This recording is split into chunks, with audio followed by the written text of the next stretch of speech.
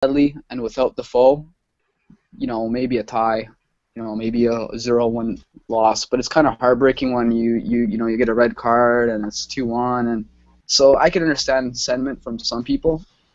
I'm pretty happy with the result, considering all things considered, without Defoe, and But like I said, it's just the last 20, 30 minutes have always been an issue for TFC, especially last year, and that's what makes me worried at the end of the day. Not to mention, Dallas is one of those teams that can really take advantage of being a man up. I mean, when Houston went down a man a couple weeks ago, Dallas went and scored 3 goals right away. Yeah. So, and that was in Houston. So, and people forget that Toronto, they did sign Defoe, and they signed Gilberto, and they signed Michael Bradley. But after that, if you don't have minus those guys, that's still a team that's pretty you need depth. Kind of bad. Yeah, and they don't have it yet. Bradley makes up for it a lot, but not all of it. And MLS is good enough such that one guy isn't necessarily going to make a difference, but he can. And 2 guys can certainly. I mean, that's what happened in Seattle, right? Yeah. So, So time will tell. I mean, if you could give me a prediction for the end of the season, I'd be happy. I won't make one. Still, even this far into the season, I still don't know what's going to happen. I want to hope that they're going to make a playoff spot, but if these injuries continue, I'm not so sure. I don't want to see another, Frings thing going on, or a Couvermans thing where they're out all year because of some stupid injury, right? If it means anything to you, Dennis, the Vegas odds on winning the MLS Cup came out yesterday, and I think they have Toronto at 13-1 in the 5th or 6th spot. So they're still high on you. Maybe we should put some money down on that case. I would not put money on Toronto. I also would not put money on Toronto. I think they're a year away. I think they're a year or 2 away. I think they absolutely go to the playoffs, without a doubt. I would be shocked if they didn't make it at this point. It would be a big collapse and failure in my mind if they didn't make it. And internally, that's exactly what I'm feeling as well, Pete. But I know. I don't want to jinx it.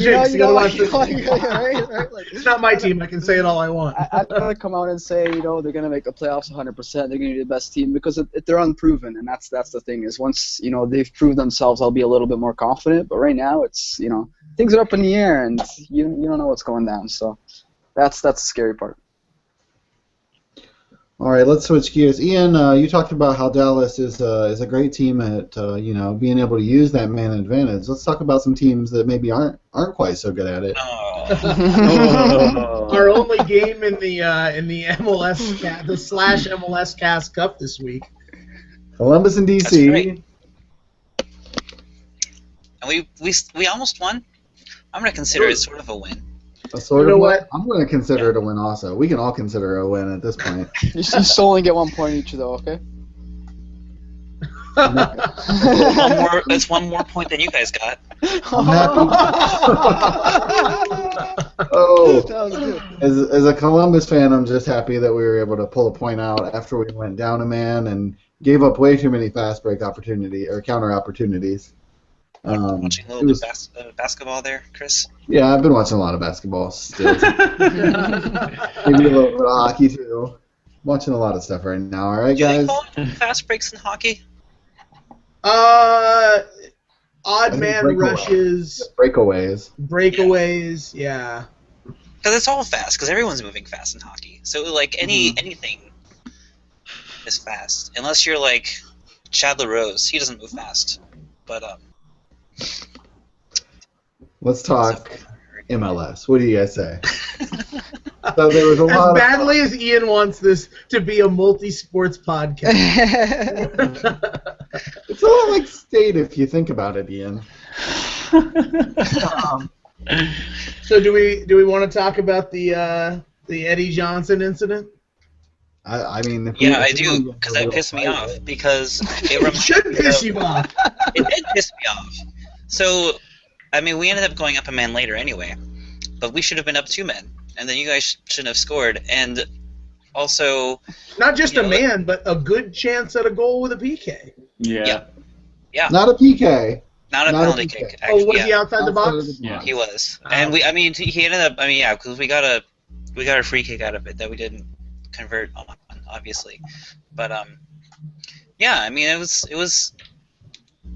was kind of clear, right? It was It's the exact definition of the rule as it's been laid out, right? Mm-hmm. It meets like all 5 of the metrics. Did you guys see the article that came out?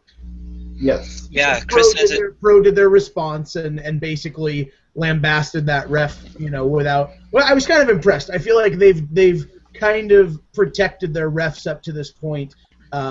In those articles, they've really kind of been soft, and this one really. Like, not only did they say the ref got it completely wrong, but that it was the responsibility of all 4 men on the officiating crew, because he did go and talk to one of the other officials, and they still got it wrong. So I was at least on that end glad to see that they came out and said this is 100% wrong. It was on them. Do we see anything happen because of it? Are those guys out of the rotation? Are they fined? Probably not. Probably no to all of those things. Well, they could be. There are enough refs in MLS and Pro now that they might not get a game for a couple weeks.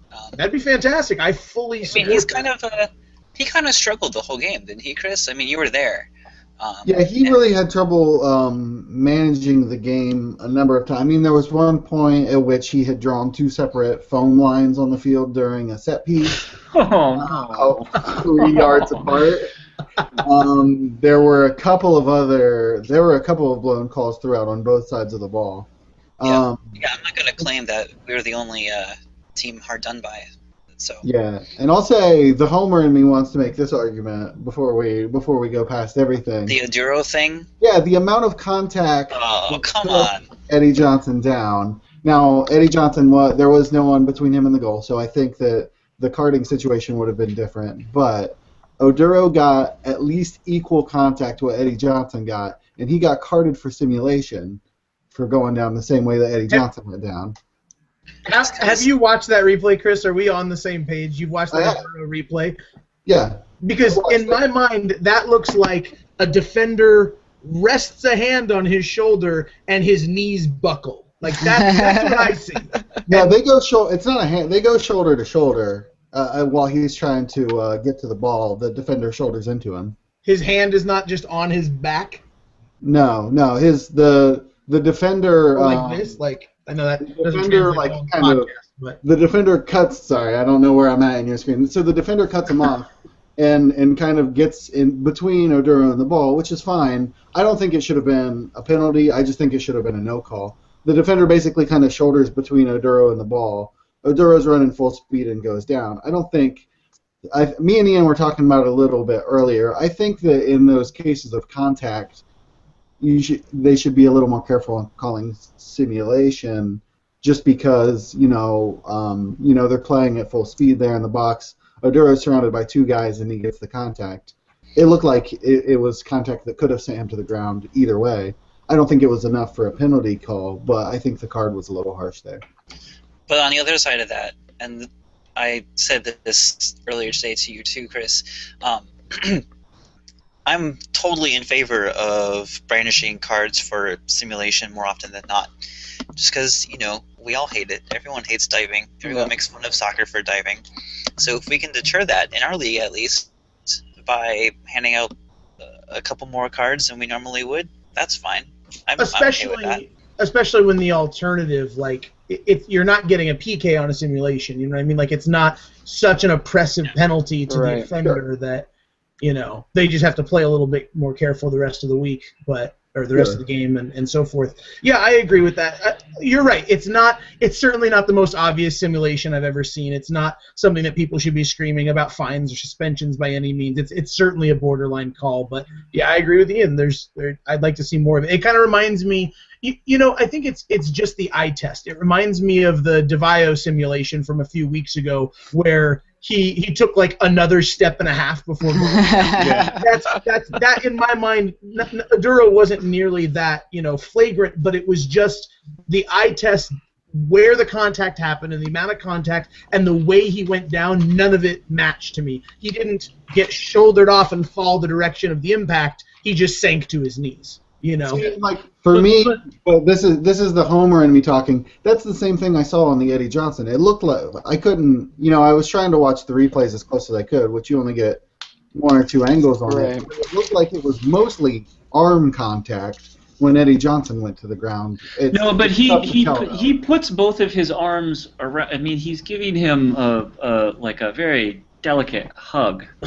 I feel like that's the thing. Is like if your arms are in, whatever. But you see that. You see players kind of grab each other all the time in set piece situations, corners. You can't do that to somebody when they're running in on goal and you're behind them. So I think that one does look. The thing that I worry about with yellow cards is, and it's not that I like diving, but lots of times people go down or jump or do weird stuff to avoid contact, and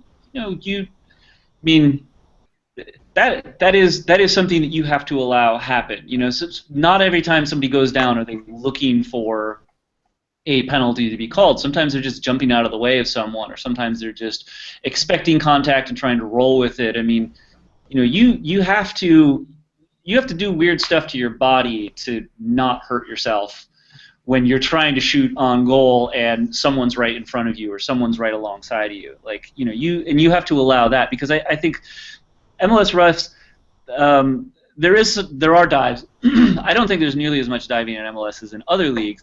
Conversely, we also allow people to be incredibly rough, and you see these crazy injuries, and you see people not being nearly hard enough on really hard tackles, really weird. I mean, I was watching the replay of Henry Thomas kick Julio Cesar in the stomach for absolutely no reason. Like, he already had the ball completely in his control, and nobody said anything. What? Did you see that? He kicked. No, I didn't. He kicked him in the stomach? Why? Because the ball comes in, Cesar grabs the ball, he's like, turning away with it, and Henry Thomas is just like, maybe I can get out of his hands if I kick it right now, as he's holding onto it. It was one of those things where you're like, you get a red card, it's violent conduct, you get a red. I agree with Sarman Borg. Hey, that's crazy. But I mean, well, you see too much. If you're going to agree with Simon Borg, you have to be 30 times louder. Do it. You have to be well, I don't have that in me. But no, I mean, I think that's a red card every time. That's a red card every time. It literally kicking a goalkeeper in the stomach. It's a red card every time.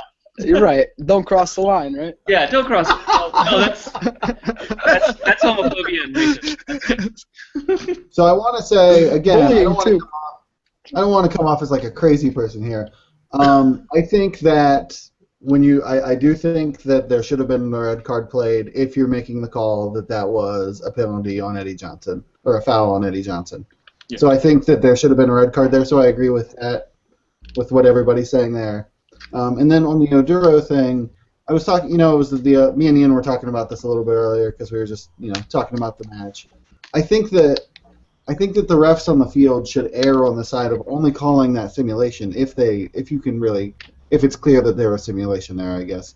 I think you have the disciplinary committee to kind of clean up later in the week if a video replay shows something different than...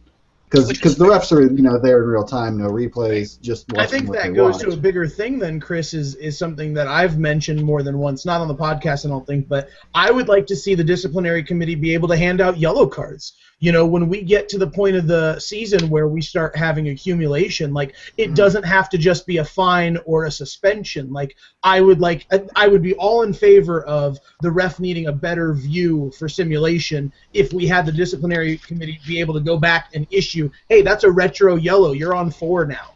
But on the other side of that, on the other side of that, the problem is you look at what happened to Cesar this weekend and him getting kicked.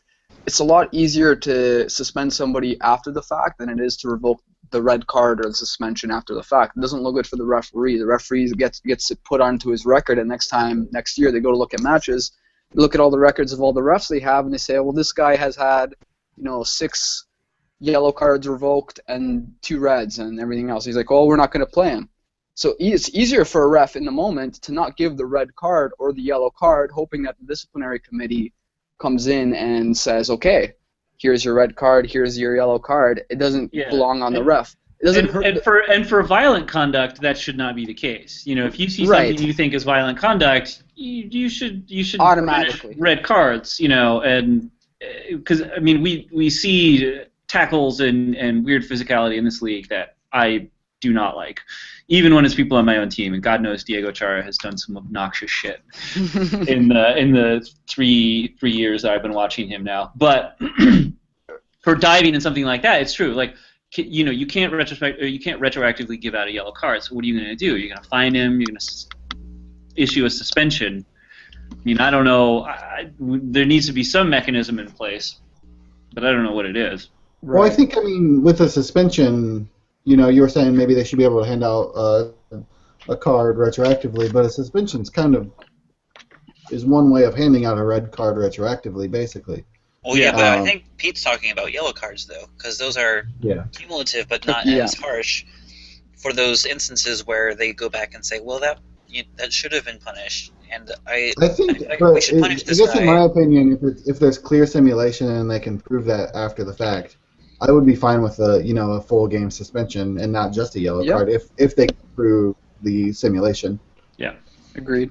But that's just me personally, though. So is that the way to solve this problem with the MLS disciplinary committee? Because it seems to be happening more and more often that refs in the last couple of weeks aren't calling calls they should be calling because they're not too sure or they don't have the confidence to know what's going on, even after talking with the linesmen or other officials on the pitch. And that's my main concern is, are the refs getting too scared now because the committee will just come in and fix the problems after the fact and they won't have to take the brunt of issuing a red or yellow card when they were supposed to? Or it's a dangerous road that MLS is adventuring. I like the initial idea of it because it's great, right? I mean, sounds like there's going to be a justice being served. But at the same time, if a red card or yellow card or whatever doesn't get played during the match, it does change the complexion and the composition of the match itself, which will in turn change the outcome, which affects playoffs positions, and your chances of getting an MLS Cup. So that's my question: is do you guys like the MLS disciplinary committee? Would you rather see them get rid of it, or would you change something? What would you do? I mean, I like the notion of it. I mean, and we're seeing the biggest problem is, or the biggest issue that the disciplinary committee would have to deal with is inconsistency, which is actually happening right now. Because there was this this elbow issue with I think it was the same guy, right? Giancarlo Gonzalez for Columbus 2 weeks ago. We talked about how maybe he should have gotten a red or maybe he shouldn't have. So this is like the second week in a row instantly, right? Where he should have gotten a red card. He should have been sent off. But wasn't. Right. But now they're talking about a very similar incident. And Alan Gordon, yeah, that doesn't surprise me. Doing basically the same thing. It's like, well, we didn't suspend Gonzalez last time. How can we justify suspending Gordon now? Right.